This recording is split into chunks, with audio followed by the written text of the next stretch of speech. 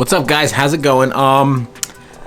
It's been a little bit. Sorry if I don't allot time for these videos. I sort of forget, and it sort of falls into the to do later pile. But I kind of want to make this a priority and do these videos weekly. If you don't know, you're new. My name's Rob. I own and run RNG-Gamez. It's my game store in New Jersey, and I am making videos on pretty much how I started the business and how you can start a business like this. I've been just answering questions here and there on the old YouTube videos, and I got a couple of good ones here that I want to go over. And the first is, how many cases do you buy, like for every new release, or how many cases you buy in general for the store itself? And that question is kind of a unique question. If you know it's a like awesome set, you kind of want to buy literally as much as possible, as much as you can, as much as you're allotted, because that's how it works. Pretty much everything works off allocation, at least in the beginning. You get allocated a specific amount. I'm talking Magic primarily, through Wizards for pre-release. You can't change that. There's nothing you can do besides run more events and get more people in your events. After that, it goes off of past 6 months of purchasing power. So however much you purchased within the last 6 months, you get a specific allocation when it's on allocation, which is usually like the first few weeks of the release. So you're limited if you're just starting out. But you, especially with Magic, you will build that allocation rapidly, very, very fast. So let's get into that question, sort of how you first get into it and what you should be buying. All right, basically, like I said, it's going to be limited at first, but let's say you got the ball rolling a little bit, you hit the ground running. I recommend minimum for the store, you want to open 6 cases. Now that's going to give you pretty much, I would say, 3 to 4, probably 3 to 4 play sets of every rare, and at least 2 play sets of every mythic. If you get lucky, of course, it's going to be a lot better. And, you know, a shit ton of bulk. And you just got to find out different areas and different ways to push the bulk. It does get a little tricky. You can just sell it in, you know, a huge lot to a much bigger seller, like, I don't know, another card store who does that type of operation with selling bulk.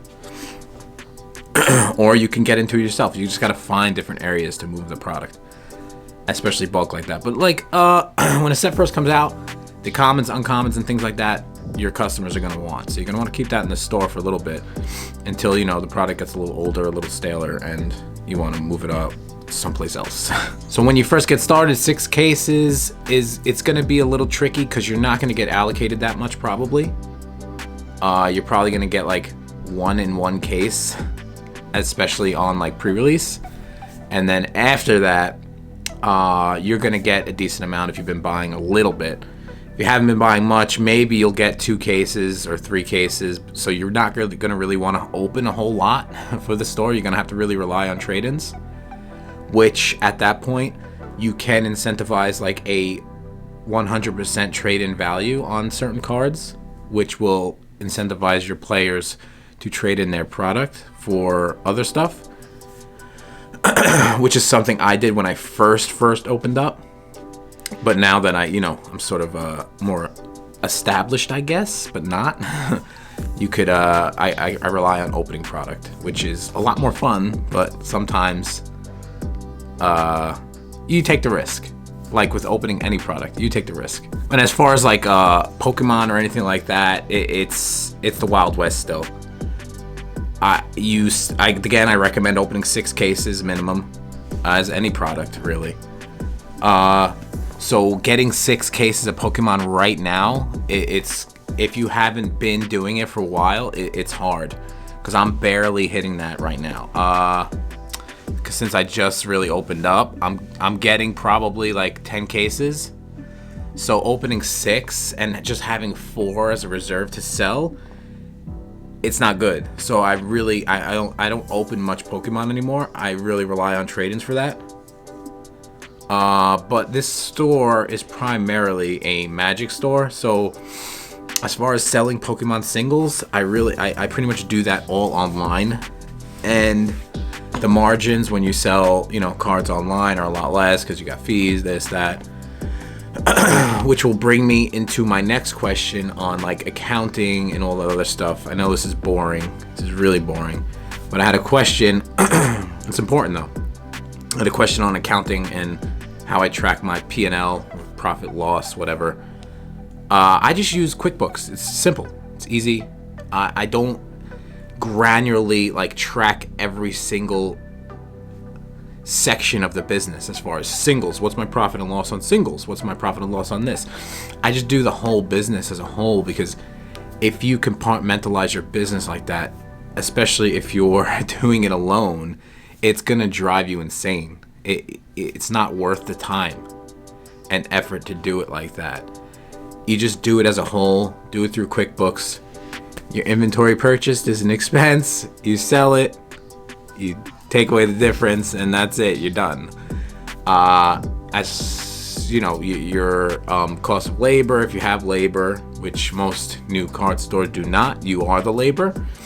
So it just all depends also how you're being taxed. If you're taxed as an S corp, as an LLC, as this and that. This is all stuff that, you know, you in general should know already. Getting into this, you should have like really talked to someone, maybe a tax professional or someone like that, which I am not. But most of the time, people starting a business like this, they're not really professional businessmen. Oh, and also, which will bring me into the next question of like a sort of an accounting thing, is like, yeah, it could be also accounting, but it's not using a back-end like POS system. There's Crystal Commerce, there's Binder POS. I don't like Crystal Commerce. I did use it for a very little bit, but it is extremely confusing and it's not user-friendly at all. So I chose to use Binder POS. It's much more intuitive and user-friendly, and it uses the whole back end of Shopify. So I already used Shopify, and if you used Shopify, you know it's very user-friendly, especially with the website and everything like that. You could just cut and paste, do things. You don't have to code or do anything silly like that.